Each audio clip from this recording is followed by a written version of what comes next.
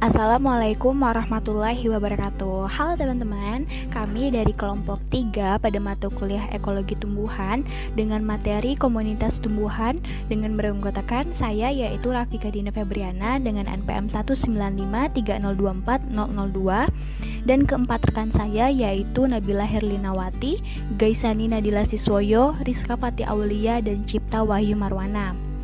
Kami di sini akan membawakan materi mengenai komunitas tumbuhan. Untuk materi pertama mengenai pengertian komunitas tumbuhan akan disampaikan oleh saya. Baiklah, teman-teman, menurut Ardana pada 2015, komunitas tumbuhan adalah seluruh populasi tumbuhan yang hidup bersama pada suatu daerah. Nah, populasi tumbuhan ini secara genetik terdiri dari individu-individu spesies tumbuhan dan secara ekologi mereka adalah anggota dari ekosistem. Nah, ekosistem tumbuhan terdiri dari kumpulan spesies tumbuhan yang bersama-sama membentuk suatu masyarakat tumbuhan yang disebut dengan komunitas. Suatu komunitas dapat dicirikan dengan adanya suatu unit lingkungan yang memiliki kondisi habitat utama yang seragam. Nah, selanjutnya ada nih jurnal penelitian mengenai komunitas tumbuhan. Jadi berdasarkan jurnal penelitian dari Yusra dan kawan-kawan yang berjudul Struktur Komunitas Tumbuhan Herba di bawah tegakan pinus dengan nama ilmiah Pinus merkusi di Tahura Pocut Merah Intan pada 2016, struktur komunitas merupakan salah satu kajian yang dipelajari dalam sin ekologi yang mencakup tentang keanekaragaman, keseragaman, dominansi, dan kelimpahan. Struktur komunitas itu penting loh untuk dipelajari. Kenapa? Karena untuk mengetahui sebaran, susunan, dan komposisi suatu komunitas. Komunitas terdiri organisme-organisme yang saling berinteraksi pada suatu lingkungan tertentu. Nah, setelah kita mengetahui apa itu komunitas tumbuhan, selanjutnya adalah karakteristik komunitas tumbuhan. Ada lagi nih jurnal penelitian mengenai karakteristik komunitas tumbuhan. Jadi berdasarkan jurnal penelitian dari Nani dan kawan-kawan yang berjudul Karakteristik Komunitas Tumbuhan Merambat di Suaka Marga Satwa Pulau Rambut pada 2017, dikatakan bahwa karakteristik komunitas itu dianalisis dari beberapa parameter, yaitu keanekaragaman spesies, dominansi, kelimpahan relatif, dan tingkat kesamaan komunitas. Itu juga dikutip dari Krebs 1985 dan Krebs 1989. Nah, keanekaragaman spesies adalah ukuran kompleksitas bentuk dan fungsi suatu komunitas dan merupakan gabungan kekayaan dengan kemerataan spesies. Kekayaan spesies adalah jumlah spesies pada suatu komunitas. Nah, karakteristik komunitas tumbuhan itu ada 3, teman-teman. Yang pertama adalah kualitatif, yang kedua kuantitatif, dan yang ketiga adalah sintesis. Nah, jadi kualitatif itu seperti komposisi, bentuk hidup, fenologi, dan vitalitas. Vitalitas di sini menggambarkan kapasitas pertumbuhan dan perkembangbiakan organisme. Lalu yang kedua ada kuantitatif. Nah, kuantitatif ini seperti frekuensi, densitas, dan densitas relatif. Frekuensi kehadiran merupakan nilai yang menyatakan jumlah kehadiran suatu spesies di dalam suatu habitat. Densitas atau kepadatan itu dinyatakan sebagai jumlah atau biomasa per unit contoh atau persatuan luas atau volume atau persatuan penangkapan. Nah, dan yang ketiga adalah sintesis. Jadi sintesis adalah proses perubahan dalam komunitas yang berlangsung menuju ke satu arah, yang berlangsung lambat namun secara teratur dan pasti terarah, lalu dapat diramalkan atau dapat diprediksi.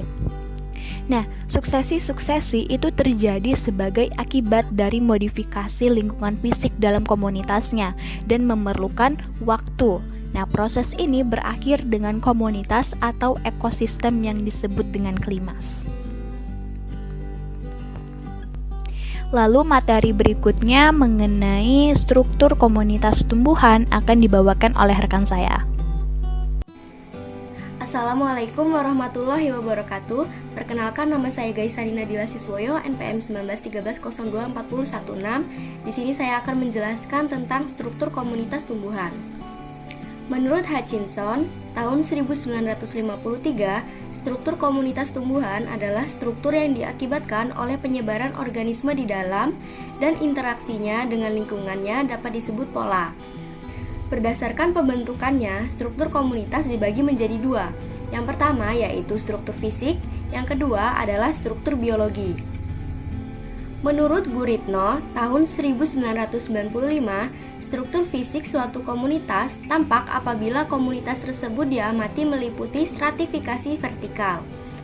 Stratifikasi merupakan lapisan-lapisan secara vertikal yang dibentuk oleh keadaan bentuk atau anggota-anggota komunitas tersebut.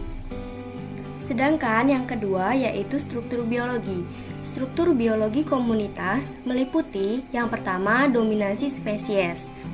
Dominasi spesies di kawasan tropika jarang sekali terjadi komunitas alami dirajai oleh hanya satu jenis. Dan bila ada, biasanya komunitas tersebut mempunyai habitat yang ekstrim yang hanya jenis-jenis tertentu saja yang dapat toleran dan mampu hidup pada habitat tersebut.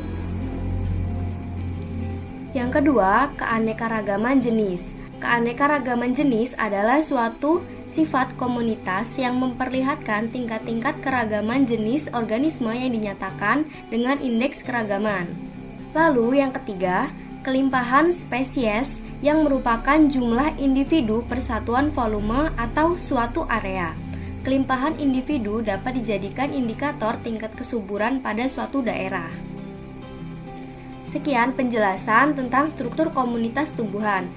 Materi selanjutnya akan dijelaskan oleh rekan saya.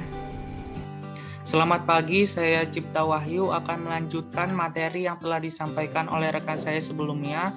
Di sini terdapat penelitian mengenai komunitas tumbuhan. Nah, menurut Mazur tahun 2015 mengemukakan bahwa tumbuhan dapat digunakan sebagai indikator suatu lingkungan dan alat ilmiah untuk menganalisis lingkungan. Tumbuhan juga merupakan salah satu penopang hidup manusia yang sangat penting. Dari kalimat ini kita mengetahui bahwasanya tumbuhan digunakan sebagai indikator suatu lingkungan dan alat ilmiah. Dari tumbuhan kita bisa mengetahui kondisi dari lingkungan tersebut. Apakah lingkungan tersebut baik, apakah lingkungan tersebut sehat, dan atau lingkungan tersebut tercemar. Lalu tumbuhan juga merupakan salah satu penopang hidup manusia yang sangat penting. Artinya tumbuhan ini memiliki peran yang vital bagi manusia. Seperti yang sudah kita ketahui bahwasanya tumbuhan ini menyuplai oksigen bagi manusia, bagi hewan-hewan lain juga. Tumbuhan juga menyimpan cadangan air dan beberapa tumbuhan juga menjadi sumber pangan bagi manusia, seperti itu. Nah, di dalam komunitas tumbuhan ini terdapat keanekaragaman vegetasi. Apa sih keanekaragaman vegetasi itu? Nah, keanekaragaman vegetasi merupakan kumpulan berbagai komunitas yang kompleks dan dinamis. Masing-masing tersusun atas spesies. Vegetasi dapat berupa pohon, anak pohon, dan tumbuhan bawah, yaitu semua spesies yang berada di bawah naungan vegetasi lain. Selanjutnya ada dinamika komunitas. Dinamika artinya perubahan. Nah, komunitas tumbuhan yang ada di suatu ekosistem itu tidak bersifat absolut atau mutlak gitu. Dinamika di alam adalah suatu kenyataan yang tidak dapat kita pungkiri atau ingkari. Keadaan keseimbangan yang tampak begitu baik hanyalah bersifat relatif, karena keadaan itu akan segera berubah jika salah satu dari komponennya mengalami perubahan. Nah, jadi apabila salah satu komponen di dalam komunitas itu hilang misalkan, maka komponen lainnya juga akan terpengaruhi seperti itu. Seiring bertambahnya waktu, perlahan-lahan suatu ekosistem akan mengalami perubahan dari kondisi semula. Perubahan-perubahan yang terjadi tersebut sangat mudah untuk diamati dan biasanya dalam perubahan itu terdapat pergantian komunitas dalam ekosistem tersebut. Nah, apabila terjadi perubahan komunitas, maka spesies-spesies yang ada di komunitas sebelumnya akan tergantikan gitu dengan spesies yang baru. Nah, perubahan komunitas yang terjadi dalam ekosistem ini disebut dengan suksesi. Selanjutnya ada penelitian mengenai suksesi komunitas tumbuhan. Berdasarkan jurnal penelitian Siti Nurin dan kawan-kawan, yang berjudul Kajian Dinamika Suksesi Vegetasi tahun 2016 mengatakan bahwa proses perubahan dalam komunitas yang berlangsung menuju ke satu arah secara teratur disebut dengan suksesi. Dan suksesi juga bisa diartikan sebagai perubahan yang langsung dalam komposisi komunitas dan asosiasi biologi serta sifat-sifat ekosistem. Nah, berdasarkan jurnal penelitian tersebut, kita mengetahui bahwa suksesi adalah proses perubahan ekosistem dalam kurun waktu tertentu ke arah lingkungan yang lebih teratur atau lebih stabil. Proses suksesi akan berakhir jika lingkungan tersebut mencapai keadaan yang stabil dan telah mencapai klimaks. Selanjutnya ada konsep suksesi. Nah, menurut Tansley tahun 1920 mendefinisikan suksesi sebagai perubahan tahap demi tahap yang terjadi dalam vegetasi pada suatu kecenderungan daerah pada permukaan bumi dari suatu populasi berganti dengan yang lainnya. Nah, suksesi ini diawali dengan masuknya tumbuhan pionir atau pelopor, misalkan lichens gitu, yang mana tumbuhan ini dapat tumbuh di lingkungan yang ekstrim dan terbatas. Nah, koloni tumbuhan pionir ini akan menghasilkan proses pembentukan lapisan tanah dan juga akan melapukan batuan-batuannya menggunakan akar, yang mana pelapukan batu ini tentunya akan menghasilkan unsur-unsur hara yang dapat digunakan tumbuhan lain untuk hidup di lingkungan tersebut. Lalu materi selanjutnya akan disampaikan oleh rekan saya. Terima kasih. Bismillahirrahmanirrahim. Perkenalkan, saya Rizka Fatia Aulia dengan NPM 1953024028. Di sini saya akan memaparkan materi selanjutnya, yakni proses suksesi. Proses suksesi ditandai dengan 6 tahapan. Tahapan yang pertama ada terbentuknya substrat. Contohnya seperti munculnya lumut dan mikroorganisme lainnya. Tahapan yang kedua ada migrasi. Migrasi ditandai dengan munculnya biji-bijian atau alat perkecambahan lain. Biasanya biji-bijian ini muncul melalui perantara hewan, contohnya seperti burung dan kelelawar. Yang ketiga ada tahap eksesis, yakni biji-bijian tersebut mengalami perkecambahan dan bereproduksi menjadi tumbuhan yang dewasa. Yang keempat ada kompetisi, di mana yang kuat akan bertahan dan yang lemah akan tergantikan. Dalam kompetisi ini, yang kuat akan menggantikan spesies yang lama dan spesies yang lama akan mati atau hilang. Tahapan yang kelima ada reaksi atau perubahan dari tempat tersebut dengan munculnya habitat-habitat yang dikarenakan hadirnya spesies dari awal. Jadi reaksi ini adalah respon dari alam mengenai spesies-spesies baru. Tahapan yang keenam ini ada stabilitas akhir atau klimaks. Pada tahapan ini, proses suksesi dikatakan lengkap jika telah melewati tahapan-tahapan sebelumnya. Nah, pada tahapan ini sudah terbentuk ekosistem yang kompleks. Adapun proses suksesi yang lainnya terdapat 2 macam, yakni hidroser dan seroser. Pertama ada hidroser. Hidro yang artinya air, di mana suatu suksesi dimulai dari air. Suatu proses suksesi dimulai dari air. Munculnya tumbuhan air, lalu tumbuhan air itu mengapung, contohnya seperti eceng gondok dan teratai, lalu tempat tersebut menjadi payau dan muncul rerumputan di sekitar tempat tersebut. Rerumputan menjadi semak belukar dan akhirnya menjadi klimaks atau kompleks. Proses yang kedua ada seroser, di mana proses suksesi dimulai dari batu, yaitu sero yang artinya batu. Pertama muncul tumbuhan lumut kerak hingga lumut kerak menjadi berdaun, lalu muncul sejenis alge, lalu selanjutnya tanaman herba hingga muncul semak dan perdu hingga akhirnya menjadi kompleks atau klimaks. Sekian materi yang dapat saya paparkan, selanjutnya akan dilanjutkan oleh teman saya. Halo semuanya, perkenalkan nama saya Nabila Hirinowati dengan NPM 19130240004. Masih semangat kan teman-teman?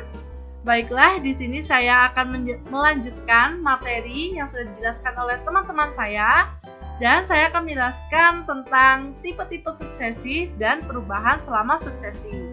Disimak baik-baik ya teman-teman. Yang pertama, saya akan jelaskan tipe-tipe suksesi.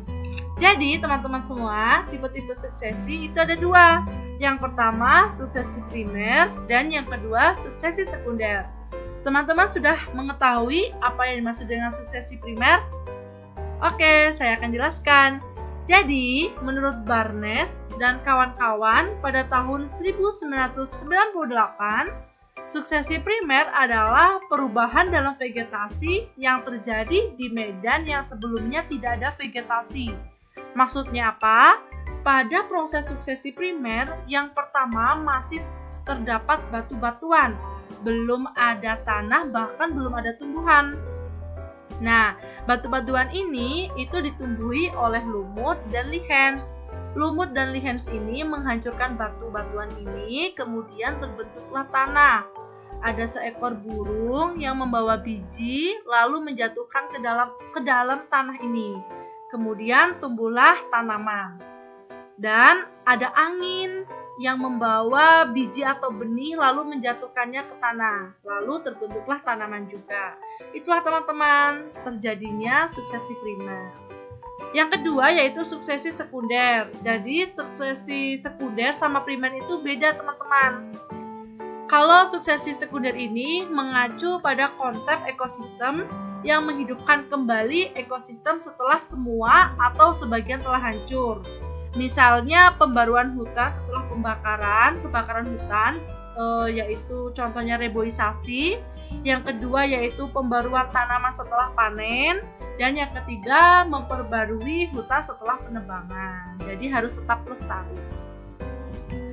Oke, teman-teman sudah paham tentang suksesi primer dan suksesi sekunder? Baiklah, saya akan melanjutkan tentang perubahan-perubahan selama suksesi. Jadi, selama suksesi primer dan suksesi sekunder, terdapat perubahan-perubahan. Nah, di sini saya akan jelaskan 6 perubahan selama suksesi.